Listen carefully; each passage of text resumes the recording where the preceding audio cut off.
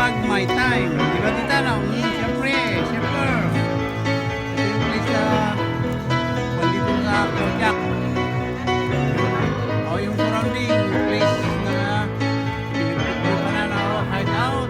Just a small town girl Walang kalaban. living in a lonely world. Relax It pag took may me time. Di not ba to tita, no? think Siyempre. of anywhere.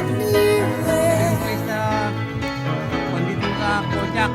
Just a city boy Surrounding place na born and raised in South Detroit.